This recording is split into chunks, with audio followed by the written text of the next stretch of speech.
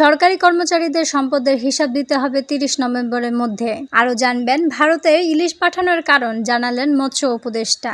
সরকারি কর্মচারীদের সম্পদের হিসাব দিতে হবে ৩০ নভেম্বরের মধ্যে। সরকারি কর্মকর্তা কর্মচারীকে আগামী ৩০ নভেম্বরের মধ্যে সম্পদের হিসাব জমা দিতে হবে বলে জানিয়েছেন জনপ্রশাসন মন্ত্রণালয়ের সিনিয়র সচিব ডক্টর মোহাম্মদ মোখলেসুর রহমান। রোববার সচিবালয়ে জনপ্রশাসন মন্ত্রণালয়ের সভাকক্ষে আয়োজিত এক সংবাদ সম্মেলনে এ তথ্য জানান তিনি। মোখলেসুর রহমান জানান, প্রতি বছর ৩১ ডিসেম্বরের মধ্যে সরকারি কর্মচারীদের সম্পদের বিবরণী জমা দিতে হবে। এ বছর এটা ৩০ নভেম্বরের মধ্যে জমা দিতে হবে। সিলগালা খাদে সংশ্লিষ্ট কর্তৃপক্ষের কাছে এই হিসাব জমা দিতে হবে। মোখলেসুর রহমান আরও জানান, ভুল তথ্য থাকলে বা সম্পদের বিবরণ জমা না দিলে ১৯৭৯ বিধিমালা অনুযায়ী শাস্তি দেওয়া হবে। সব সরকারি কর্মকর্তা কর্মচারীর জন্য এটি প্রযোজ্য হবে। সম্পদ বিবরণীতে অনিয়ম পেলে অপরাধের মাত্রা বিবেচনায় সরকারি কর্মচারীরা তিরস্কার ও চাকরি থেকে বরখাস্ত হতে পারেন। এদিকে রাজনৈতিক নেতাকর্মী ও নিরীহ সাধারণ মানুষের নামে করা হয়রানিমূলক মামলাগুলো প্রত্যাহারের লক্ষ্যে দুটি কমিটি গঠন করেছে সরকার। রোববার স্বরাষ্ট্র মন্ত্রণালয়ের জননিরাপত্তা বিভাগ থেকে পাঠানো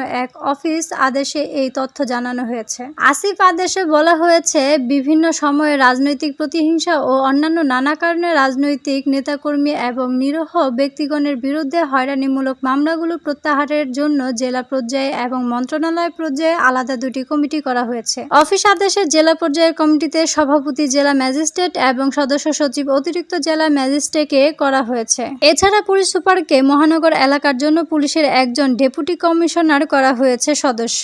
এছাড়া পাবলিক প্রসিকিউটরকে মহানগর এলাকার মামলাগুলোর জন্য মহানগর পাবলিক প্রসিকিউটর সদস্য করা হয়েছে।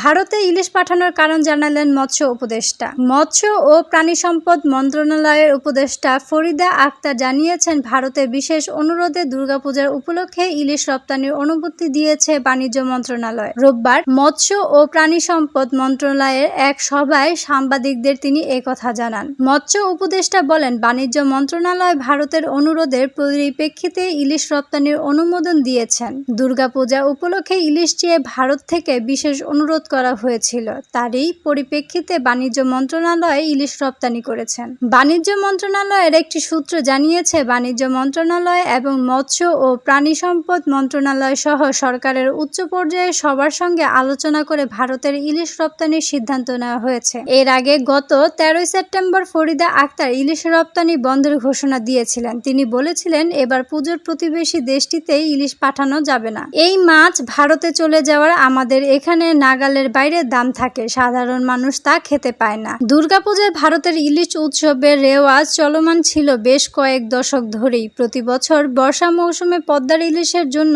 তাই মুখিয়ে থাকত পশ্চিমবঙ্গের মানুষ। কিন্তু এই ঘোষণায় ১.৫ মাসের মাথায় সেই সিদ্ধান্ত থেকে সরে এসেছে অন্তর্বর্তী সরকার।